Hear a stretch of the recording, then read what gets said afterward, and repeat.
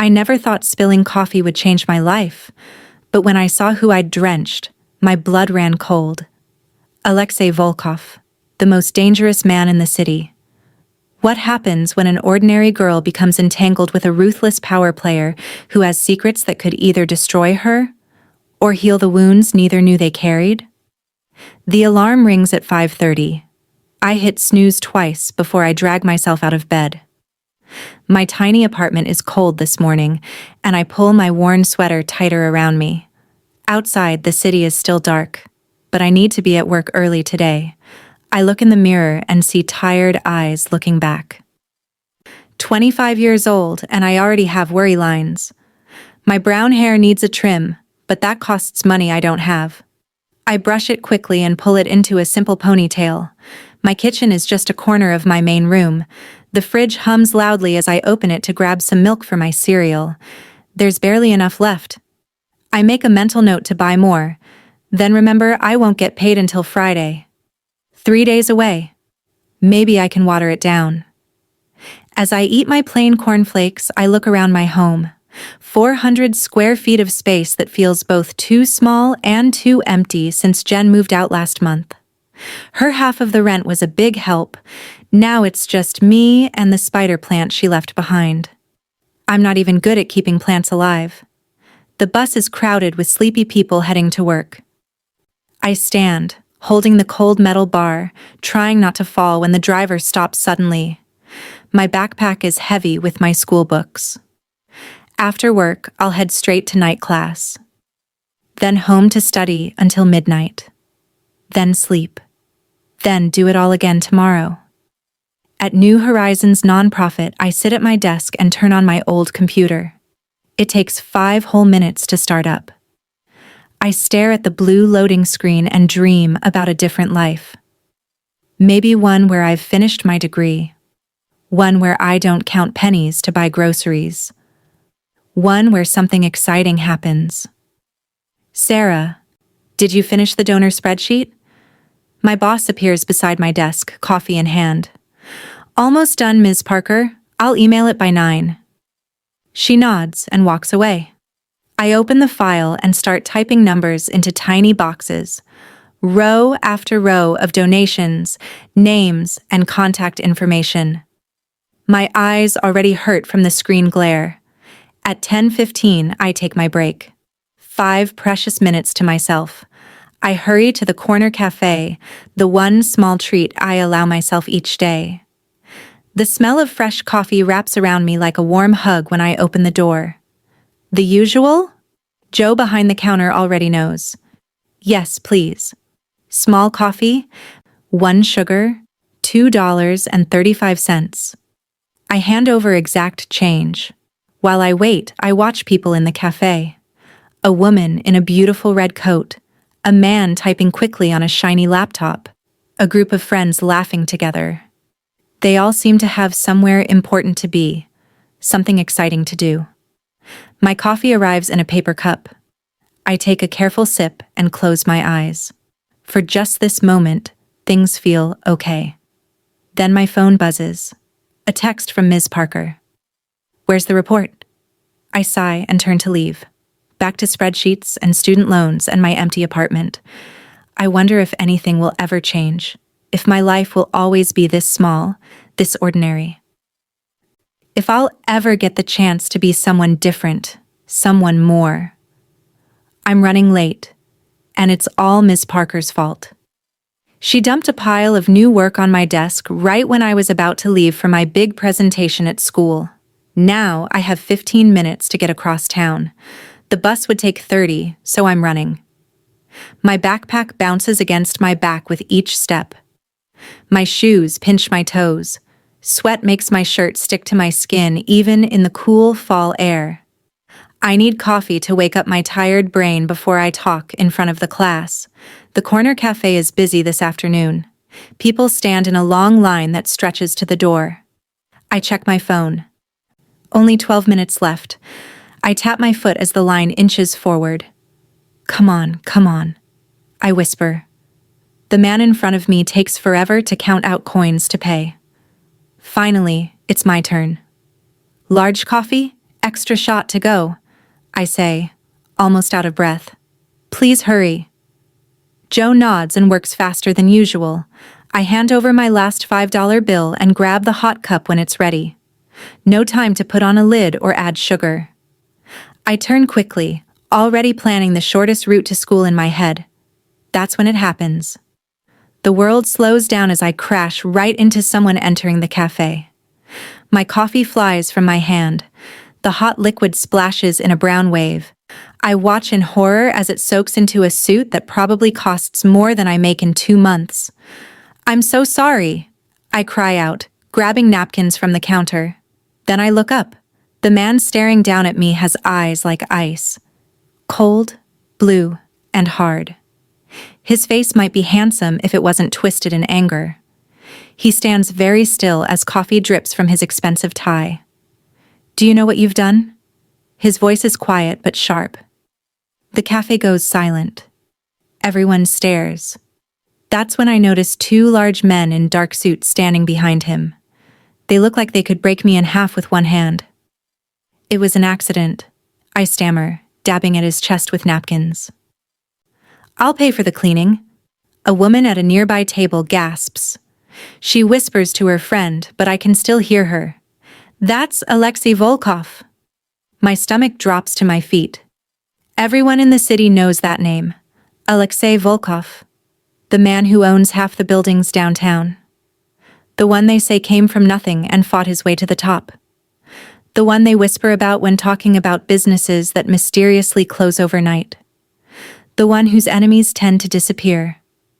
And I just dumped hot coffee all over him. You'll pay? He almost laughs, but there's no humor in it.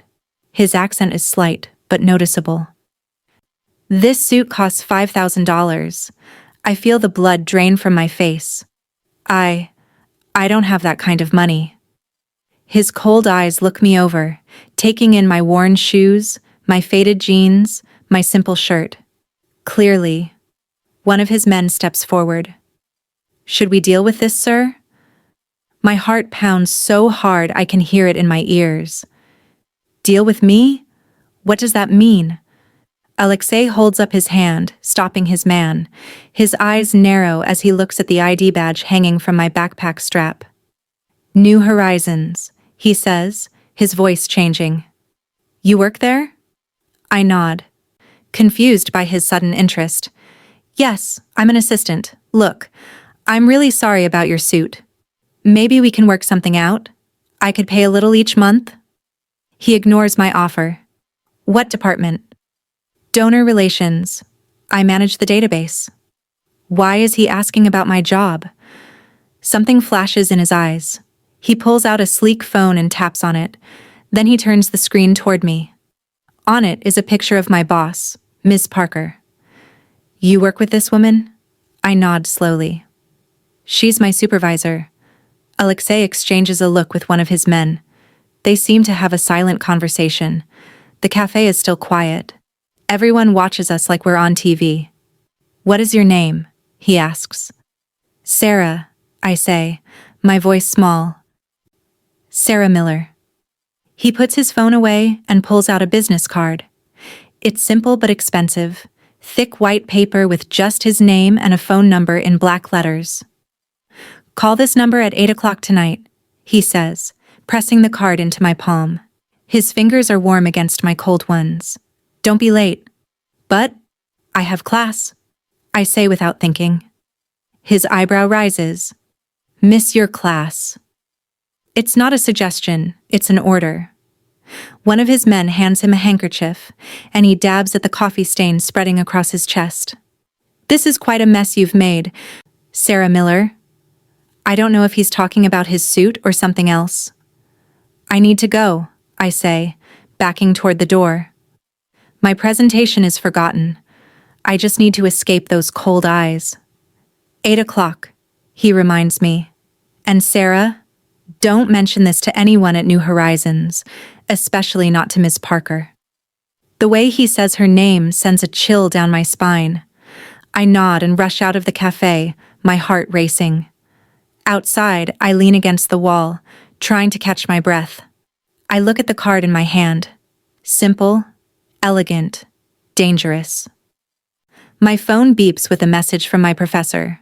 Where are you? Your presentation starts in 2 minutes. But I can't move. What just happened? Why is Alexei Volkov interested in New Horizons? In Miss Parker? In me?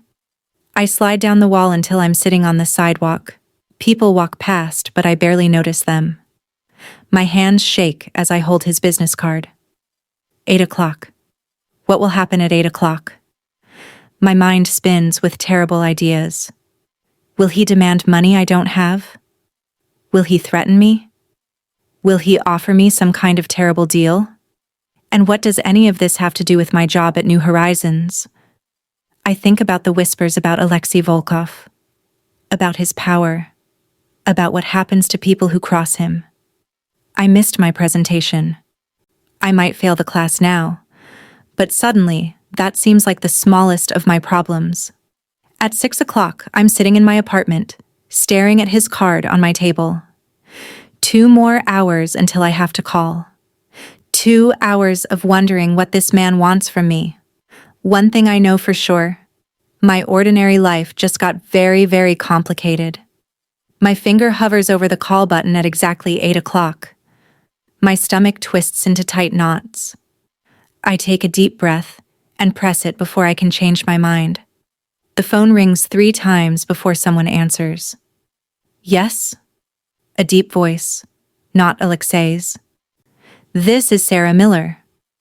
My voice shakes a little. Mr. Volkov asked me to call. A car will pick you up in 15 minutes. Be outside your building. The line goes dead before I can ask any questions. I look around my small apartment, suddenly afraid. Should I call the police? But what would I say? A rich man is sending a car for me? That's not a crime. I change my shirt twice, not sure what to wear to meet a man like Alexei Volkov. I settle on my nicest blue sweater and jeans without holes. Not fancy, but clean and neat. I brush my hair and leave it down. A touch of lip gloss is all the makeup I own. Exactly 15 minutes later, a black car with dark windows stops in front of my building. The driver gets out and opens the back door without a word. I slide into the soft leather seat, my heart pounding in my ears. The car smells new and expensive. The seats are softer than my bed at home. Lights from the city slip past the windows as we drive through streets I know, then into parts of town I've never been to. Tall buildings with shiny windows reach up to touch the night sky. We stop in front of the tallest one. The driver opens my door. 65th floor, he says, pointing to a private elevator with a guard next to it. The guard checks a list, then nods at me. Miss Miller? I nod back, my mouth too dry to speak. The elevator is made of glass and gold. It shoots up so fast my ears pop. When the doors open, I step into a room bigger than my whole apartment. Floor-to-ceiling windows show the entire city spread out below, like a carpet of stars.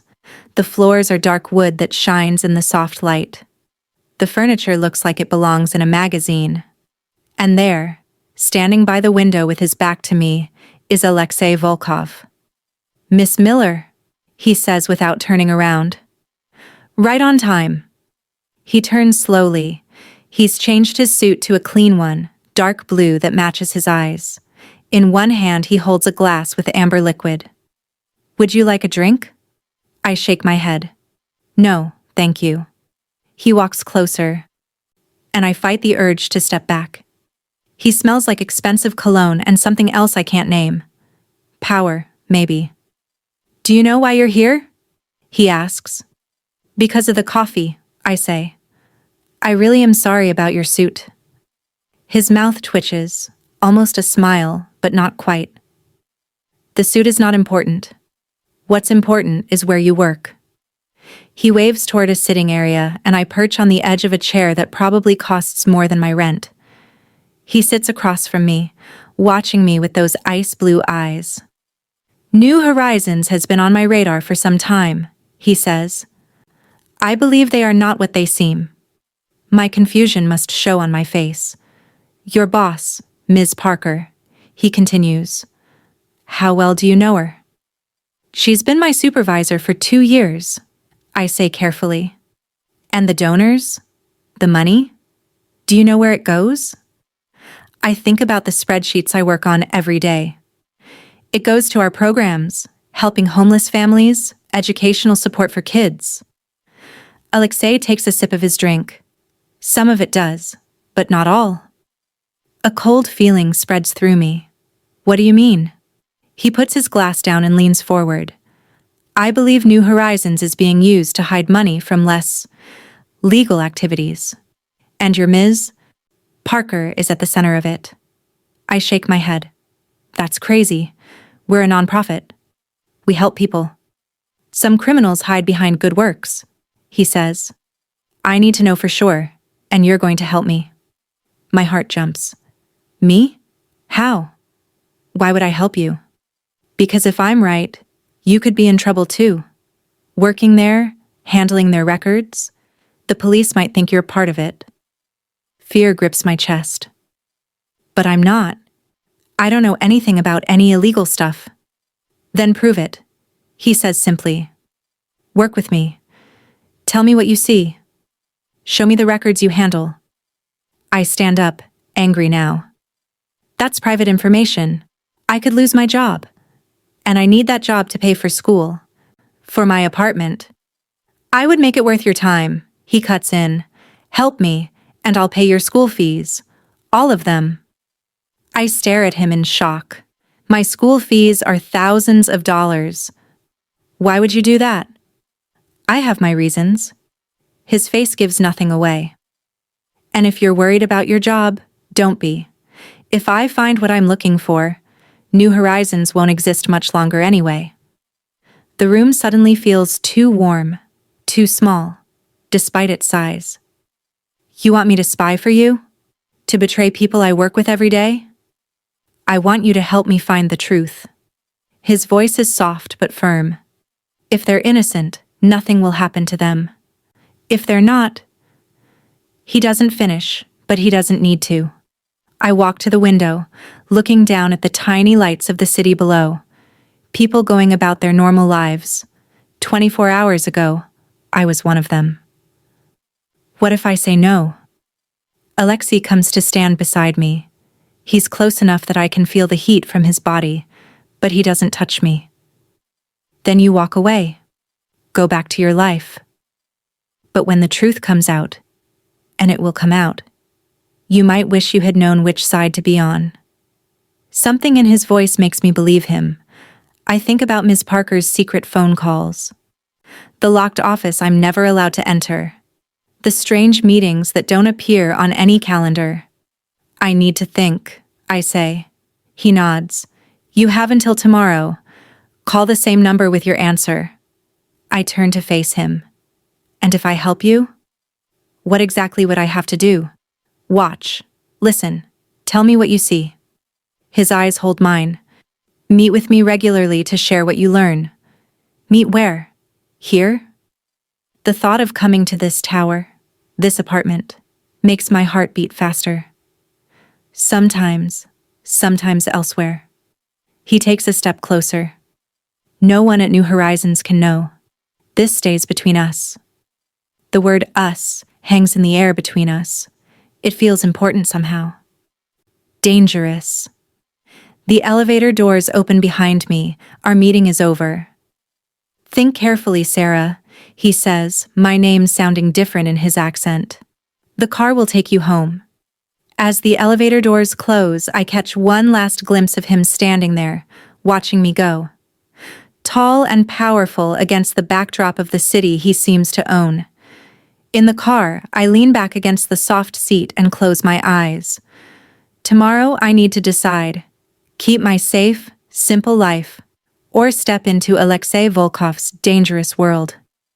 Either way, I know nothing will ever be the same again. 3 weeks have passed since I said yes to Alexei Volkov. 3 weeks of living a double life.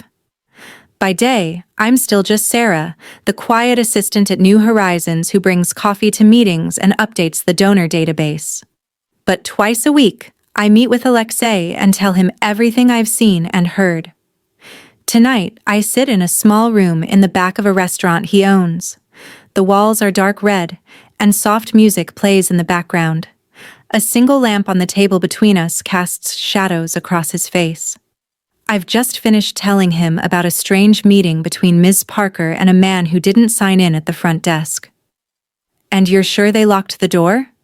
Alexei asks, writing in a small black notebook. "Yes. I tried to bring them coffee, but the door wouldn't open. When I knocked, Miss Parker seemed angry." He nods, his pen moving across the paper. In these meetings, he's always focused, always businesslike, but sometimes I catch him looking at me when he thinks I won't notice. "Did you get into the locked office like I asked?" His voice is calm, but I can feel how important my answer is to him. I pull a small flash drive from my pocket and slide it across the table. "Yes. Ms. Parker forgot her keys yesterday when she went to lunch. I made copies of all the files I could find." His fingers brush mine as he takes the drive, and a small jolt runs up my arm. "Good work, Sarah." Something warm blooms in my chest at his praise. It's silly, but I like making this powerful man pleased with me. "There's something else," I say, leaning forward. "I heard Ms. Parker on the phone yesterday. She mentioned something about a shipment coming in next Tuesday. She sounded worried." Alexei's eyes sharpen with interest. "Did she say what kind of shipment?" I shake my head. "No, but she kept saying it needed to be clean, whatever that means." He taps his fingers on the table, thinking. "You've done well, Sarah. Better than I expected." "Is that a compliment?" I ask, surprised to hear myself being almost playful with him. A small smile touches his lips. "Yes. I don't give many of those." "I've noticed," I say, and he actually laughs. It's a warm sound that changes his whole face. The ice in his eyes melts a little. "Are you hungry?" he asks suddenly. The question surprises me. We've never shared a meal before. Our meetings are always quick and to the point. "Yes, actually. I skipped lunch today." He frowns at this, then presses a button on the wall. A waiter appears so quickly he must have been waiting just outside. "Bring us dinner," Alexei says. "The special, and a bottle of the red wine." The waiter nods and disappears. I shift in my chair, suddenly aware that this feels different from our other meetings. "Tell me, Sarah," Alexei says, leaning back in his chair. "Are you still taking night classes?" "Yes, 3 evenings a week." "What are you studying?" "Business management," I say. "I want to run my own nonprofit someday, a real one that actually helps people." He studies me for a moment. "You're angry about New Horizons." I nod slowly. "If you're right about them, then they're using people's good hearts to do bad things. That makes me angry." The waiter returns with 2 plates of food that smells better than anything I've had in months. Tender meat in a rich sauce, vegetables that steam in the cool air, bread that's still warm from the oven. Alexei pours red wine into 2 glasses and hands one to me. "To finding the truth," he says. I tap my glass against his. "To the truth." As we eat, he asks me questions no one has ever asked before. About my childhood in a small town, about my dreams for the future, about books I love and places I want to see. "Why are you asking me all this?" I finally say. He wipes his mouth with a napkin before answering. "I like to know who I'm working with." "Is that all we're doing? Working together?" The wine has made me braver than usual. His eyes meet mine across the table. "What else would we be doing, Sarah?" I look down at my plate, my cheeks warm. "Nothing. I just meant, this feels more like dinner with a friend than a business meeting." "And do you consider us friends?" I think about it. "I don't know what we are. You're still a mystery to me." He seems pleased by this answer. "Good. Mysteries keep life interesting." After dinner, he offers to show me something. We take the elevator to the top floor of the building. It's a greenhouse, filled with plants and flowers. The glass ceiling shows the night sky, stars peeking through the city's glow. "This is beautiful," I say, touching the petal of a flower I don't recognize. "My grandmother loved gardens," he says quietly. "She grew vegetables to feed us when there was little money. She taught me that beautiful things can grow in hard places." It's the most personal thing he's ever shared with me. I look at him differently now, seeing past the powerful businessman to the person underneath. "You miss her," I say. He nods. "She was the only person who ever truly knew me." "What about now? Who knows you now?" His eyes find mine in the dim light. "No one. Not completely." "That sounds lonely."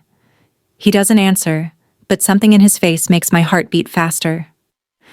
We stand close, surrounded by green life and sweet smells. For a moment, I think he might touch me, but he steps back. "There's a charity gala this weekend," he says. "Many important people will be there, including some who work with New Horizons. I want you to come with me." My eyes widen. "With you? Won't people talk?" "Let them." His voice is firm. "It's a good opportunity to learn more." "I don't have anything to wear to something like that," I say. "That's easily fixed." He checks his watch. "Tomorrow, someone will bring some options to your apartment." "I can't let you buy me clothes," I protest. "It's for the job, Sarah," he says, but his eyes say something else. "Consider it a work expense." Later that night, he drives me home himself instead of sending his car. His sleek black car purrs through the empty streets. We don't talk much, but the silence feels comfortable. When we reach my building, he walks me to the door. Under the yellow porch light, he looks less intimidating, almost normal. "Thank you for dinner," I say. "Thank you for your help," he replies. "You're making a difference, Sarah." As I watch him drive away, I realize something that scares me more than any danger from Ms. Parker or New Horizons. I'm starting to care what Alexei Volkov thinks of me. Starting to look forward to our meetings. Starting to wonder what it would be like if he saw me as more than just a useful tool in his investigation. And that might be the most dangerous thing of all. The dress Alexei sent fits me like it was made just for me. It's deep green, simple but elegant, falling to my ankles in a soft wave. I've never worn anything so beautiful. The woman who delivered it also brought shoes, a small purse, and even jewelry. Simple silver earrings that catch the light when I move my head. I hardly recognize myself in the mirror. A knock at my door signals that Alexei's car is here. When I open the door, I'm surprised to see Alexei himself standing there. He wears a black tux that makes his shoulders look even broader. For a moment, he just stares at me. "You look beautiful," he says finally, his voice softer than I've ever heard it. Heat rises to my cheeks. "Thank you. You clean up pretty well yourself." A small smile touches his lips. "Shall we?" In the car, Alexei goes over our plan one more time. "Stay close to me. Listen more than you talk. If anyone asks how we know each other, you're a friend of my sister's." "You have a sister?" I ask, surprised. "No," he says, "but they don't know that." The gala is held in the biggest hotel in the city. The ballroom sparkles with 1,000 lights. Women in fancy dresses and men in dark suits fill the room. Waiters carry trays of tiny food and bubbling drinks. Music plays from a small orchestra in the corner. Alexei places his hand lightly on my lower back as we enter. His touch is warm through the thin fabric of my dress. People turn to look at us, at him. I hear whispers as we pass. "That's Volkov." "Who's the girl?" "Never seen her before." "Must be new." I keep my head high, trying to look like I belong here. Alexei nods at some people, shakes hands with others. Everyone seems to know him. Everyone wants his attention, but his hand stays on my back, keeping me close to his side. "There," he says quietly, nodding toward a group across the room. "The man in the gray suit. That's Victor Crane. He's on the board at New Horizons, but he's also connected to some less legal businesses, and look who he's talking to." I follow his gaze and see Ms. Parker wearing a red dress and laughing at something Victor is saying. My stomach tightens. I've been avoiding her eyes all week, afraid she might somehow know what I've been doing. "Let's get closer," Alexei murmurs, but not too obvious. We make our way slowly around the edge of the room, stopping to chat with people Alexei knows. He's different here, charming, even funny sometimes. People laugh at his jokes, hang on his words. I see a side of him I never knew existed. We're almost to Ms. Parker's group when a tall man steps in front of us. He has gray hair and cold eyes that remind me of a snake. "Volkov," he says, his smile not reaching his eyes. "What a surprise to see you here. Charity isn't usually your interest." "Markov," Alexei replies, his voice suddenly hard. "I could say the same about you." The man's eyes slide to me, looking me up and down in a way that makes me want to hide. "And who is this lovely creature?" "This is Sarah," Alexei says. "Sarah, this is Anton Markov. We have business interests that sometimes clash." Anton takes my hand before I can pull it away. His skin is cold and dry. "Enchanted," he says. "You must be very special."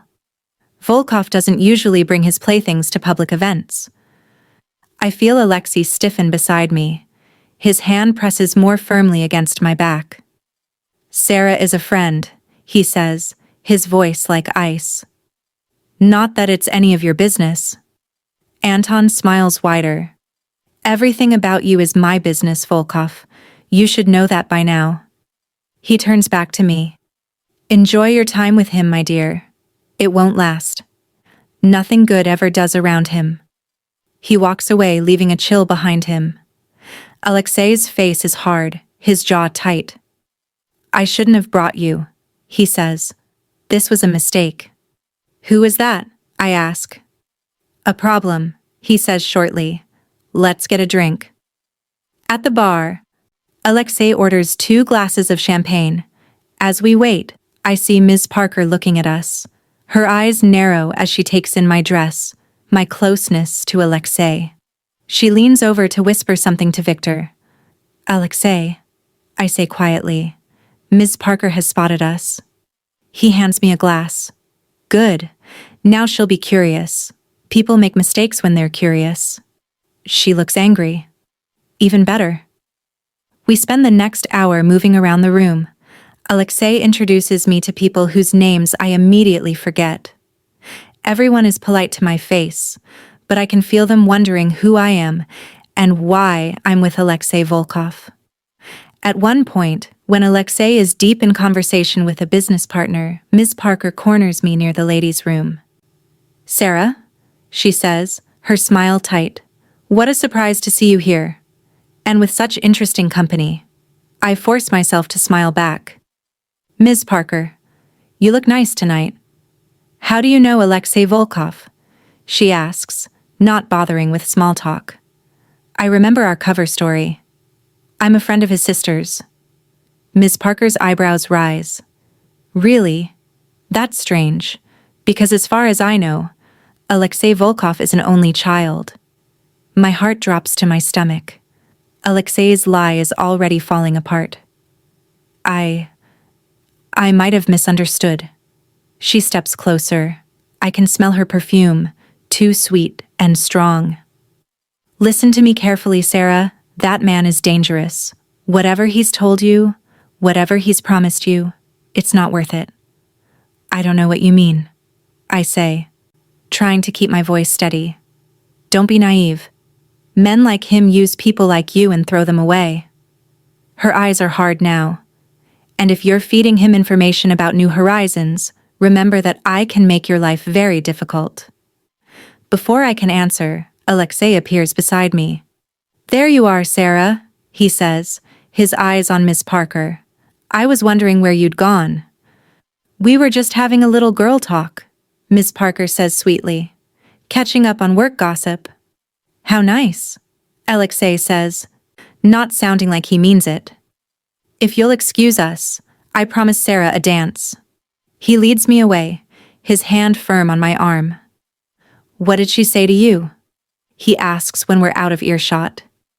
"She knows you don't have a sister," I whisper, "and she warned me about you, said you're using me." His face gives nothing away. "And what do you think? Am I using you, Sarah?" The question hangs between us. Before I can answer, the orchestra starts playing a slow song. Alexei holds out his hand. "Dance with me." I let him lead me to the dance floor. His hand rests on my waist, warm and steady. My hand sits lightly on his shoulder. We begin to move with the music. "People are watching us," I say. "Let them watch." We turn slowly around the floor. Alexei is a good dancer, leading me with gentle pressure. I follow his steps, surprised at how easy it is to move with him. "You never answered my question," he says, his voice low. "Do you think I'm using you?" I look up at his face, so close to mine. "Yes," I say honestly. "But I think I'm using you too, so maybe it's fair." He laughs, a real laugh that crinkles the corners of his eyes. "You surprise me, Sarah Miller. Is that good?" "Very good. Not many people surprise me anymore." As we dance, I see Ms. Parker watching us, her face worried. Victor Crane stands nearby, his eyes cold.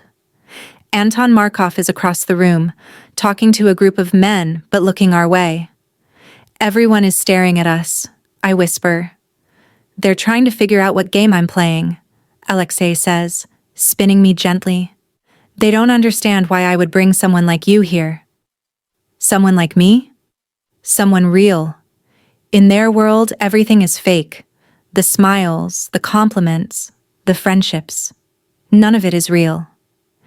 "And what am I to you, Alexei?" The question slips out before I can stop it. His blue eyes lock with mine. For a moment, I think he might tell me something true. But then the music ends, and he steps back, breaking the spell. "We should go," he says.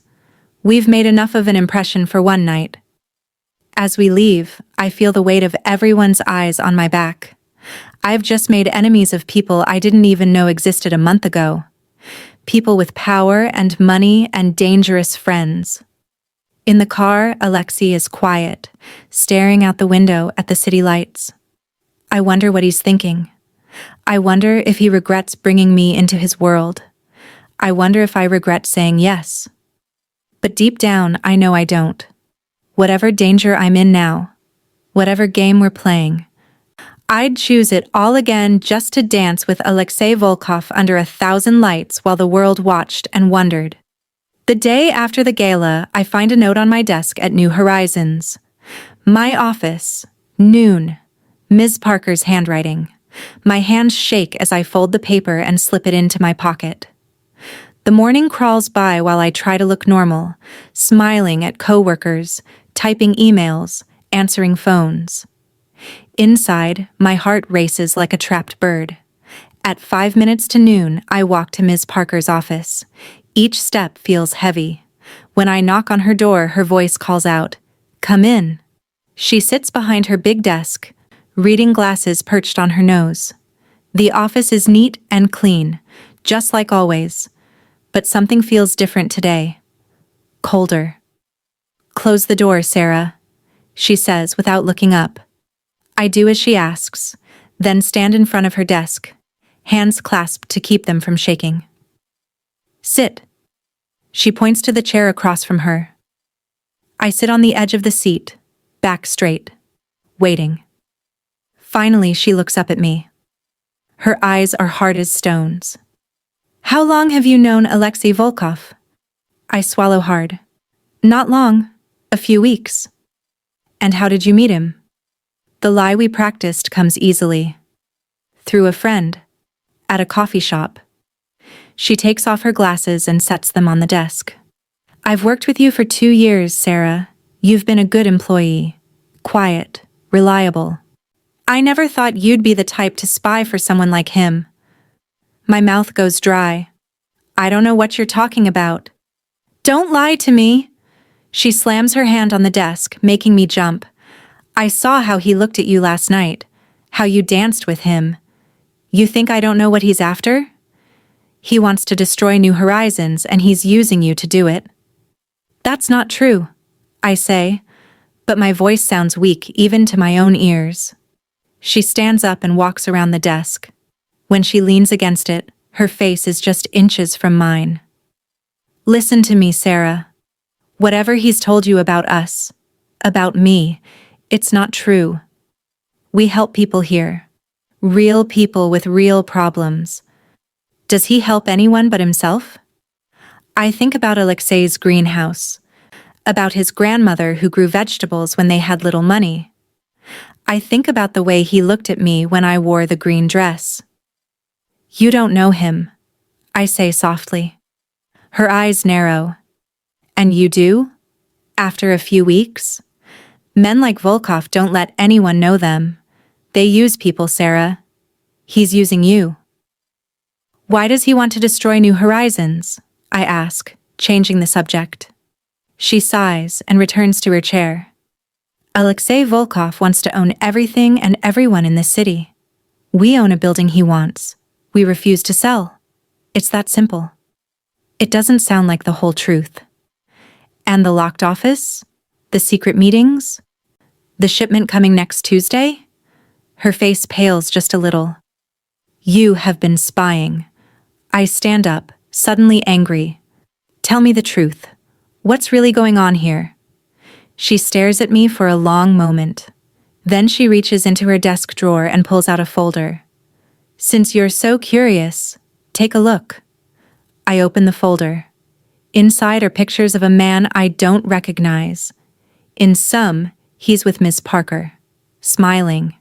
In others, he's with Alexei, looking serious. In the last picture, the man is lying on the ground, his eyes open but seeing nothing. Who is this? I ask, my voice shaking. Was, she corrects me. His name was David. He was my brother, and Alexei Volkov had him killed. The folder slips from my fingers, scattering pictures across the desk. No, he wouldn't he? Her eyes are wet with tears now. You don't know what he's capable of, Sarah.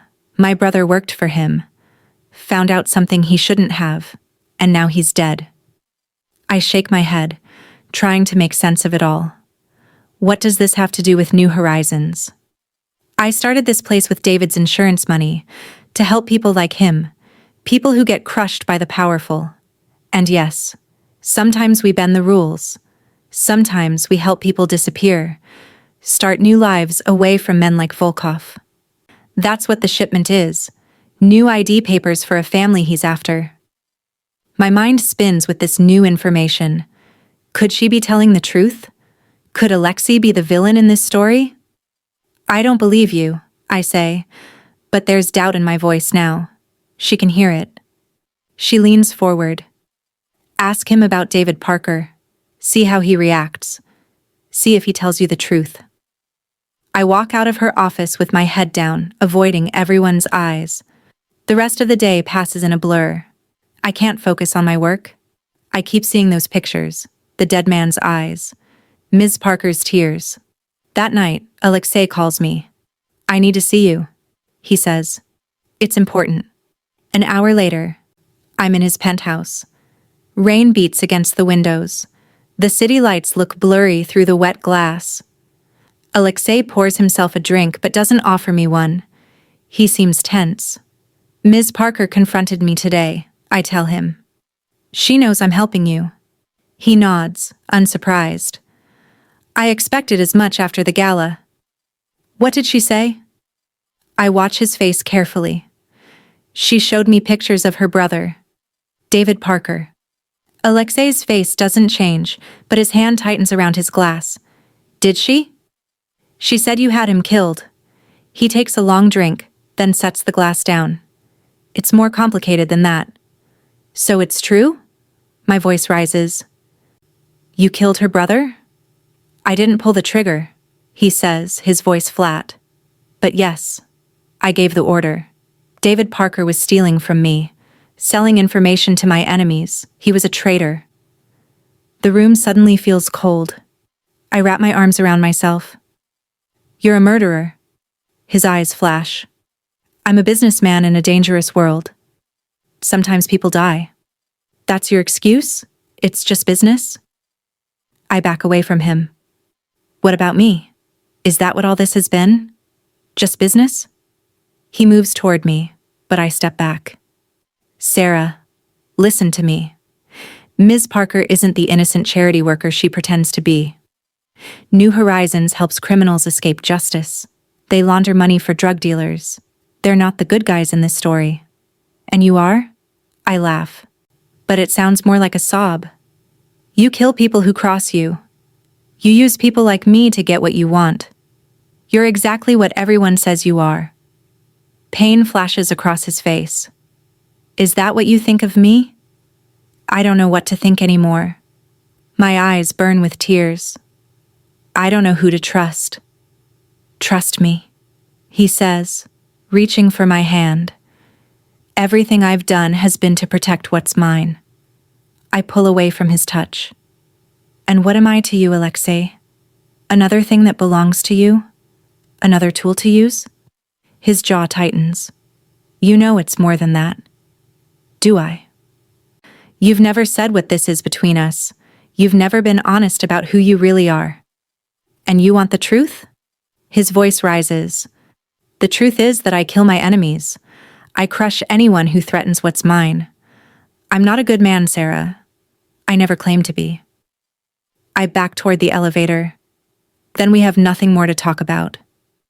Where are you going? He demands. Home. I need to think. I need to decide if I can do this anymore. Anger flashes in his eyes. After everything I've done for you, the school fees, the dress, the job, I cut him off. You mean spying for you? Betraying people I work with? That's not a job, Alexei. That's using me. You agreed to help, he reminds me.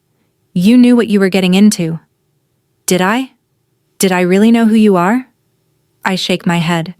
I thought I was starting to see the real you, the man behind the scary name. I thought there was something between us that was real. But maybe Ms. Parker is right. Maybe men like you don't let anyone know the real them. The elevator doors open behind me. I step inside, tears running down my face. I need time to think. Sarah. His voice stops me as my finger hovers over the button. Be careful. Ms. Parker isn't who you think she is either. The doors close on his worried face. In the elevator, I lean against the wall and let the tears come. Everything is falling apart. The world I thought I understood has turned upside down. Outside, the rain soaks me in seconds as I walk to the bus stop. I don't care. The cold water matches the cold feeling inside me. I trusted Alexei. I might even have been falling for him. But how can I care for someone who kills people as part of doing business? And Ms. Parker. Is she really helping people escape bad situations? Or is she just another criminal hiding behind good works? I don't know who to believe anymore. I don't know who I am anymore.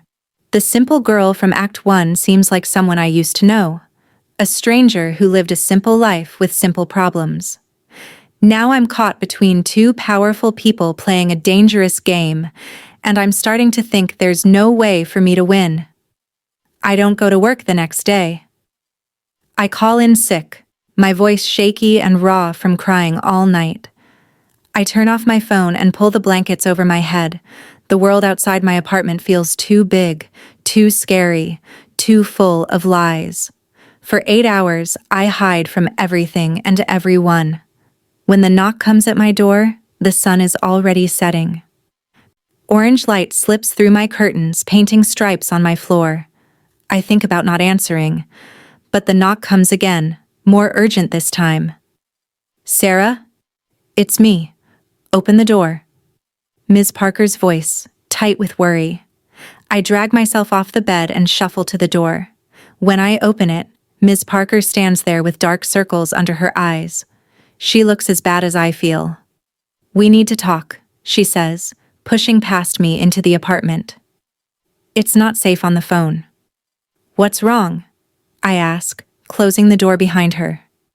She paces my small living room, checking the windows, the corners. The shipment was moved up. Tonight. I think someone tipped them off. Them? Volkov's men? The police. I don't know who he's working with. She runs a hand through her messy hair. I need your help, Sarah. I cross my arms over my chest. Why would I help you? I don't even know if what you told me is true. She stops pacing and faces me. I understand you don't trust me. But right now, there's a family, a mother and 2 kids, who will die if they don't get out of the city tonight. Whatever you believe about me, about New Horizons, those people are innocent. Something in her eyes makes me believe her, at least about this. What do you need me to do? Come with me. Help me get them to the safe house. They trust women more than men right now. I can't do it alone. I think about Alexei's warning. Be careful. Miss Parker isn't who you think she is either. But I also think about a scared mother, children in danger. What if Miss Parker is telling the truth about this? Okay, I say finally. I'll help. But just for tonight. Just for them. She nods, relief clear on her face. Thank you. Get your coat. We need to leave now. 20 minutes later, we're in her car, driving through the dark city streets. Rain still falls, making the roads slick and shiny. Ms. Parker drives fast, checking her mirror every few seconds. Where are we going? I ask. An old factory near the river. It's where we meet people who need to disappear. The word "we" catches my attention. How many people are involved in this? At New Horizons? 5, including me. The rest of the staff don't know. She takes a sharp turn down a narrow street. We started as a real charity. We still do real work. But 3 years ago, after David, I realized some people need more than food and shelter. They need to vanish. And the family tonight? Why do they need to vanish? Her hands tighten on the steering wheel. The father worked for one of Volkov's companies. Saw something he shouldn't have. Volkov's men killed him last week. Made it look like a robbery. Now they're after the rest of the family. My stomach turns at the thought. Could Alexei really do something like that? Order the death of an entire family? Even children? How do you know Volkov is behind it? I ask. The father told his wife before he died, left evidence with her. That's why they want her gone too. Miss Parker glances at me. I know you've grown close to him, Sarah, but that man has blood on his hands. Lots of it. We drive in silence for a while, the only sound the swish of wipers clearing rain from the windshield. The city fades behind us as we head toward the industrial area by the river. Old factories loom like sleeping giants against the night sky. Ms. Parker turns onto a gravel road. Her headlights catch a huge building with broken windows and crumbling walls. She parks behind it, cutting the engine and the lights. Stay close to me, she says, and be quiet. We slip through a small side door. The inside of the factory is dark and smells like rust and wet concrete. Ms. Parker flicks on a small flashlight, leading me through a maze of old machinery. In the back corner, a soft light glows from under a door. Ms. Parker knocks 3 times, pauses, then knocks twice more. The door opens a crack. It's Ellen, she says quietly. That's not her name at work. I brought help. The door opens wider. Inside is a small room that might have been an office once. A woman sits on a thin mattress, arms wrapped around 2 small children. A boy about 10 and a girl, maybe 6. Their eyes are wide with fear. This is Sarah. Ms. Parker, Ellen tells them. She's going to help us tonight. The mother nods at me but doesn't speak. Her face is pale, her eyes red from crying. The little girl buries her face in her mother's shirt. The car is coming in 20 minutes, Ellen tells them. Then you'll be on your way to the border. Your new papers are in this envelope. Memorize your new names. Then burn the paper. She hands a thick envelope to the mother, who takes it with shaking hands. Thank you, she whispers. We would be dead without you. My heart aches for this family. Whatever the truth is about Ellen Parker and New Horizons, these people need help. Real help. And they're getting it. A noise outside makes us all freeze. Heavy footsteps. A man's voice. Then another. Ellen's face goes white. They found us, she mouths silently. She pushes me toward a small closet in the corner. Hide them, she whispers. I'll lead them away. Before I can argue, she slips out the door, closing it quietly behind her. I hurry the mother and children into the closet, squeezing in with them. I pull the door closed just as the office door bursts open. Through a crack in the closet door, I see two men with guns enter the room. They wear dark clothes and move like hunters. One kicks the mattress, the other opens drawers in an old desk. They were here, one says. Recently. Split up, the other answers. They can't have gone far. They leave the room and I hear their footsteps fade down different hallways.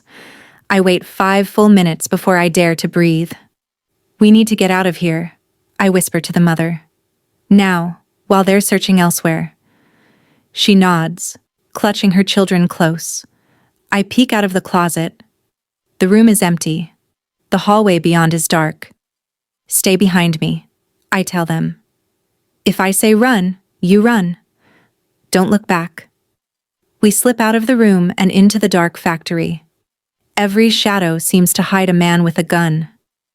Every sound makes my heart jump. The mother keeps one hand on each child, moving quietly despite her fear. We're almost to the side door when a voice calls out. Stop right there! A flashlight beam hits my face, blinding me. I throw my arm up to block the light, pushing the family behind me.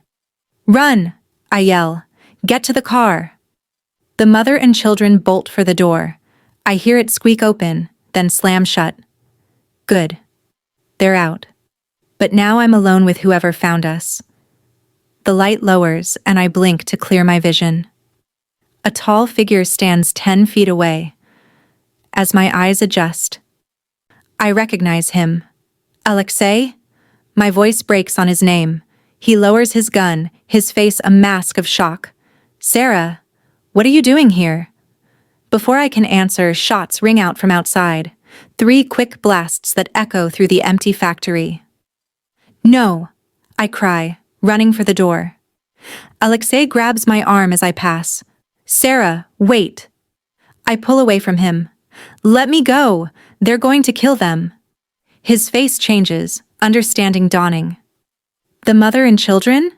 Is that who you're helping? Yes, now let me go. I struggle against his grip. To my surprise, he lets me go and follows as I run for the door. Outside, chaos reigns. 2 black SUVs block the exit. Men with guns surround Ms. Parker. Ellen, who stands with her hands up. The mother and children are nowhere to be seen. When Ellen sees Alexei, her face twists with hate. You monster!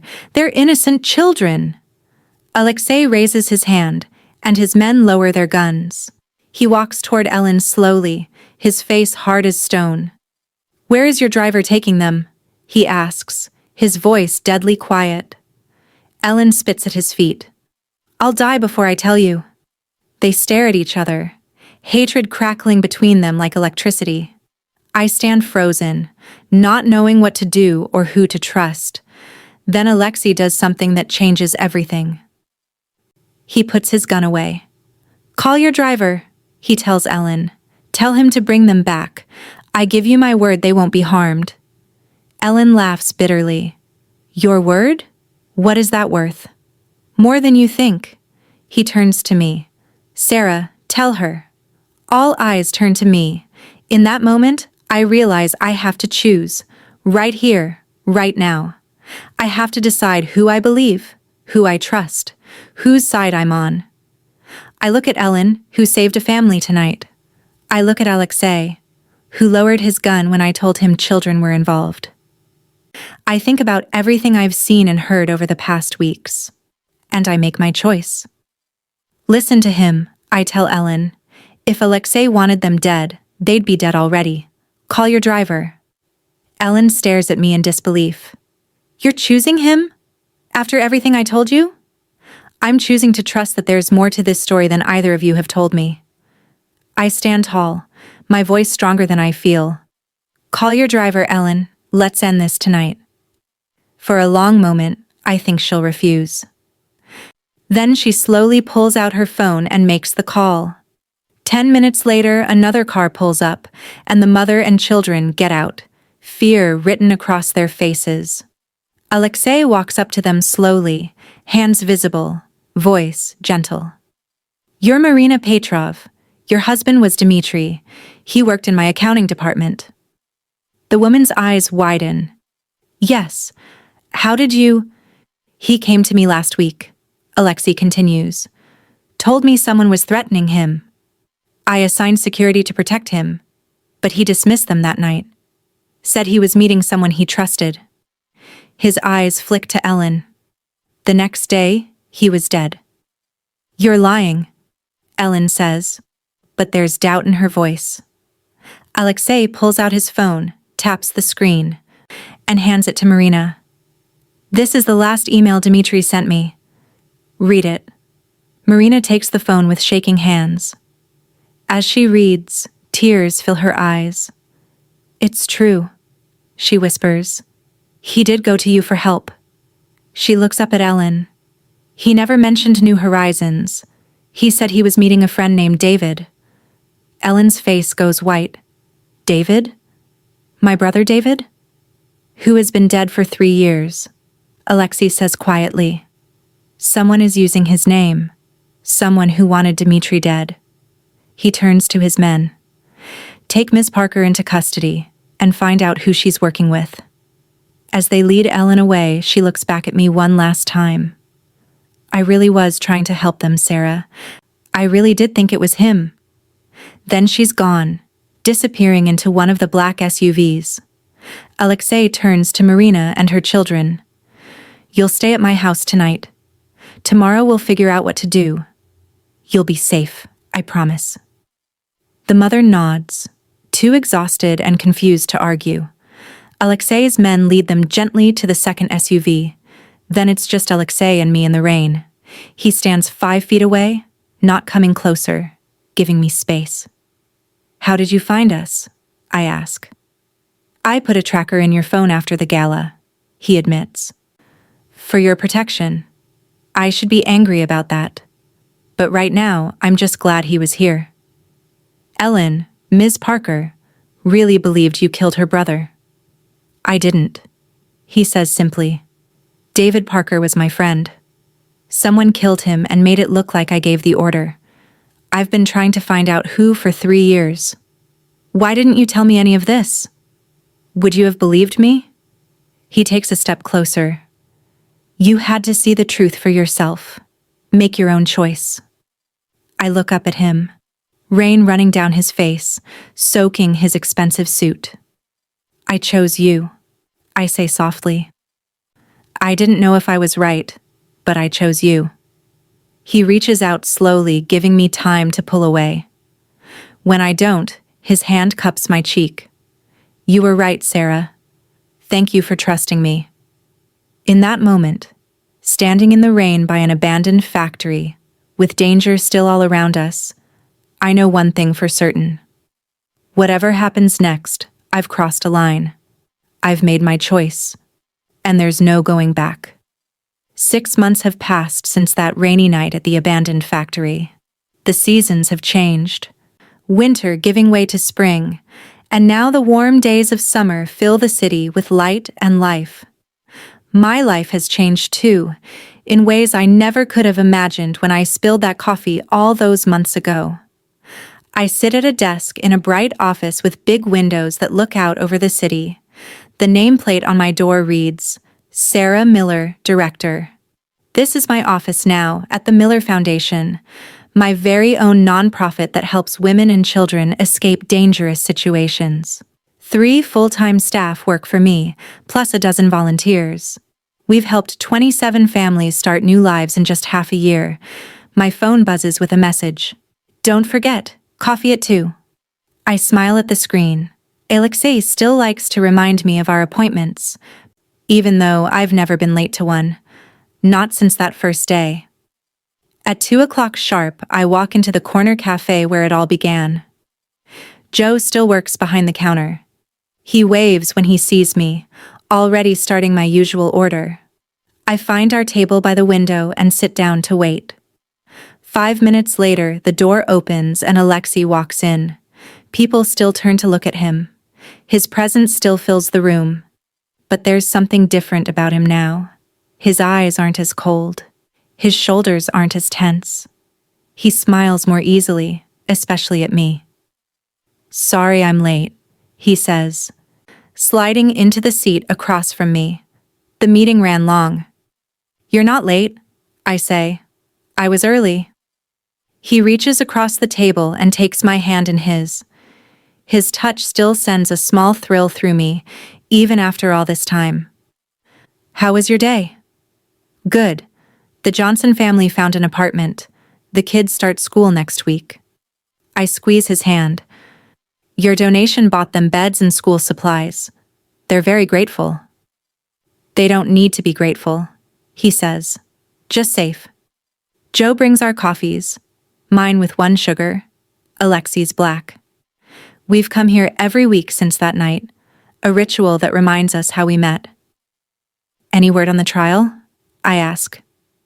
Alexei sips his coffee before answering. Ms. Parker still claims she knew nothing about Anton Markov using her charity. The evidence says otherwise.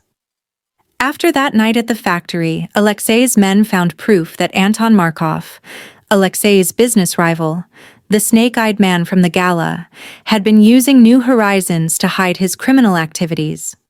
He had been the one who killed David Parker, Alexei's friend and Ellen's brother.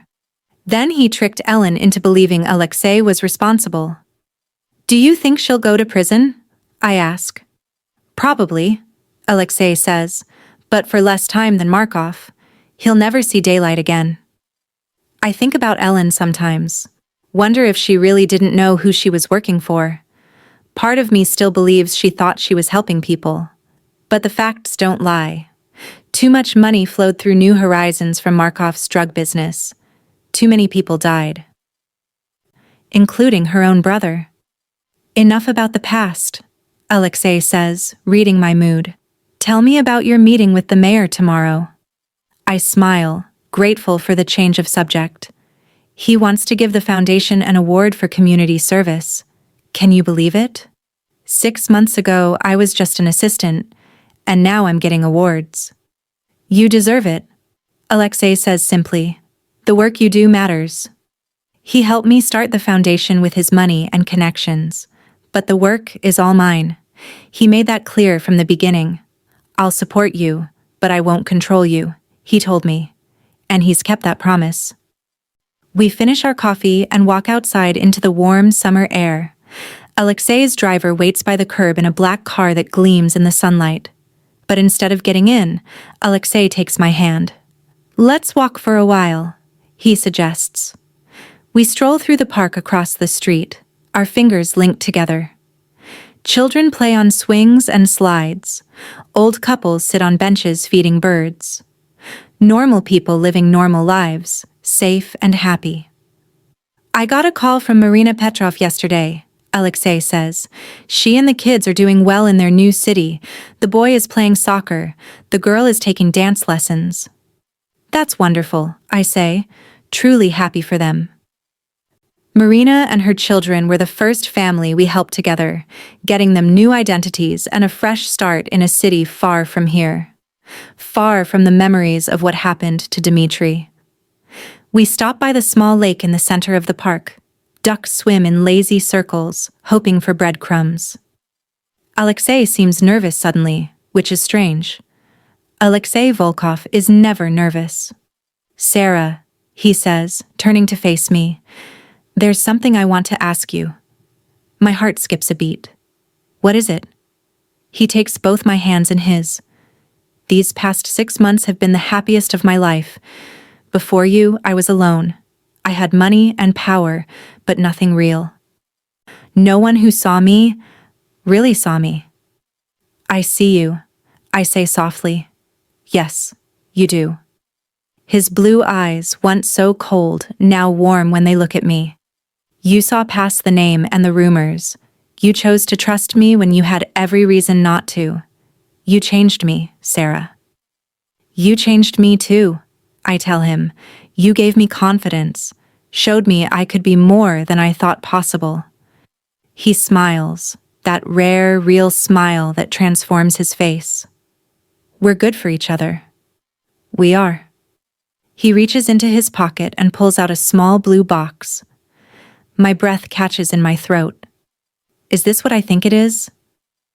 "I know it hasn't been very long," he says, his voice lower now. "And I know my world can be dangerous sometimes, but I can't imagine my life without you in it."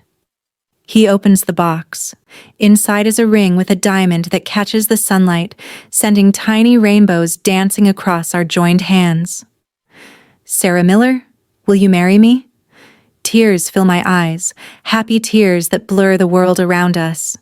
"Yes," I whisper. "Yes, I will." He slides the ring onto my finger. It fits perfectly, of course. Alexei never gets details wrong. Then he pulls me close and kisses me, right there in the park with the whole world watching. I don't care who sees. I don't care what they think. All that matters is this moment, this man, this feeling. Later, we sit on the balcony of his penthouse, our penthouse now, since I moved in 3 months ago. The city stretches out below us, lights beginning to twinkle as the sun sets. I hold my hand up, watching how the ring catches the fading light. "Are you happy?" Alexei asks, his arm around my shoulders. "Yes," I answer honestly. "Are you?" "More than I ever thought possible." He kisses the top of my head. "Did you ever imagine, that day you spilled coffee on me, that we'd end up here?" I laugh. "Never in a million years. I thought you might have me killed." "I considered it," he teases. "But then I saw something in your eyes. Something real." I lean against his chest, listening to his heartbeat steady and strong. "We make a good team." "The best," he agrees. "You keep me honest. Remind me why the work matters. And you keep me safe. Give me the strength to help others." We sit in comfortable silence as darkness falls completely. The city becomes a sea of lights below us, each one a life, a story, a world of its own. Somewhere out there, families sleep safely tonight because of the work we do. Children have beds and school supplies because of Alexei's money. Women have jobs and hope because of my foundation. It's not a perfect world. Alexei still has enemies. His business still operates in gray areas sometimes. I still wake up with nightmares about that night in the factory, about what might have happened if things had gone differently. But we're building something good together, something real, something that helps more than it hurts. "What are you thinking about?" Alexei asks, his breath warm against my ear. "About how far we've come," I say. "About how scary and wonderful life can be. Any regrets?"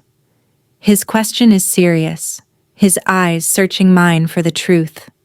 I think about my old life, the tiny apartment, the dead-end job, the lonely nights. I think about the risks I've taken, the dangers I've faced. I think about the woman I was and the woman I've become. Not a single one, I tell him, and I mean it. Every choice, every step led me here, to you, to us. He kisses me then. soft and sweet and full of promise. The ring on my finger catches the light from the city below, sending tiny sparks into the darkness. Like stars, like hope, like the future stretching out before us, unknown but facing it together.